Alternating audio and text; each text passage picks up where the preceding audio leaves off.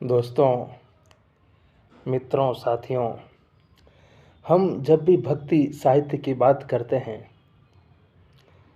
आपने भक्ति काल का नाम भी सुना होगा, भक्ति मूवमेंट का नाम भी सुना होगा और भक्ति साहित्य और भक्ति की अवधारणा खास तौर से आचार्य रामचंद्र शुक्ल इसे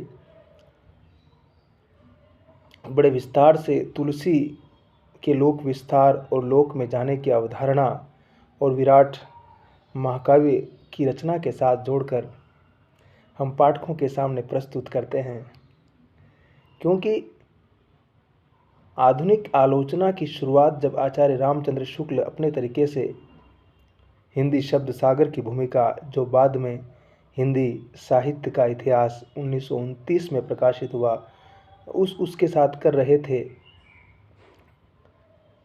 तब आप समझ सकते हैं कि उनकी क्षमताएं किस तरह की रही होगी।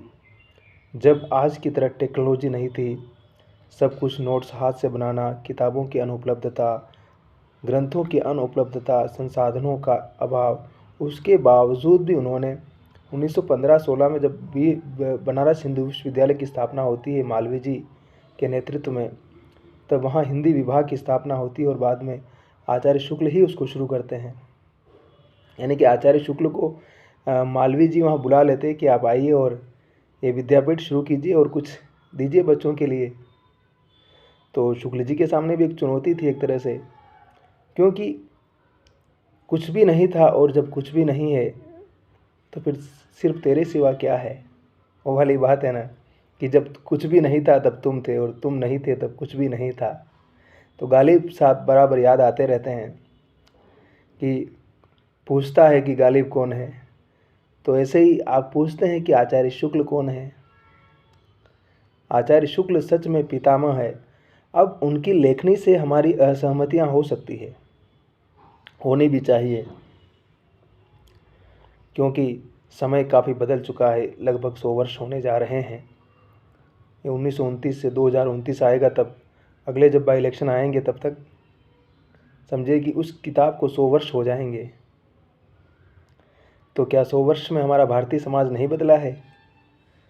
क्या 100 वर्षों के भीतर हिंदी साहित्य में कुछ भी नया नहीं हुआ है? कौन कहता है कि नया नहीं हुआ है?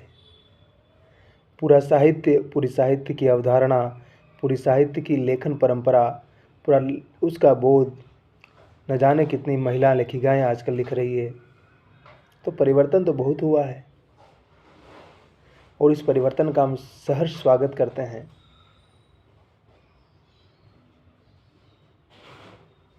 हमारा हमेशा यही अनुरोध और अनुग्रह रहा है कि हम जितना अधिक चीज़ों को पढ़ेंगे, समझेंगे और जानेंगे। और देखिए, ये भी एक तरह की साधना है। एक दिन में कुछ भी नहीं होता है। हम लगे रहेंगे, लगातार लिखते रहेंगे, पढ़ते रहेंगे, कुछ न कुछ करते रहेंगे, तो हमारी समझ भी बनेगी, हम उस विषय को गहराई से समझने भी लगेंगे और एक दिन ऐसा आएगा कि हमें उसके नाम पर ख्याति भी मिलेगी, नाम भी मिलेगा, पैसा भी मिलेगा, पद भी मिलेगा, प्रतिष्ठा भी मिलेगी और हम अपने आप को सेटिस्फाई महसूस करेंगे कि यार हमने इतनी मेहनत की, तो हमें अपनी ज़िंदगी की आवश्यकताओं की पूर्ति करने के साथ साथ एक बेहतर जीवन जीने का मौका मिला और चीज़ों को बेहतर समझने का मौका मिला। इसलिए अंबेडकर साहब बार बार इस बात को कहते थे कि आदमी को पढ़ते लिखते रहना चाहिए। और उनका जीवन भी देखिए, ऐसे ऐसे ही न जाने कितने संघर्षों से भरा पड़ा है।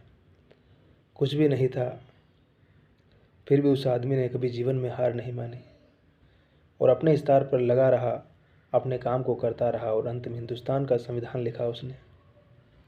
और ज्ञान की महत्ता को स्वीकृत किया उस दौर में, जिस दौर में हिंदुस्तान की 80% पॉपुलेशन अनपढ़ थी, जिसको कुछ पता नहीं था कि क्या है। तो ऐसे ही कहते हैं ना कि ज़ीरो से हमेशा शुरुआत होती है।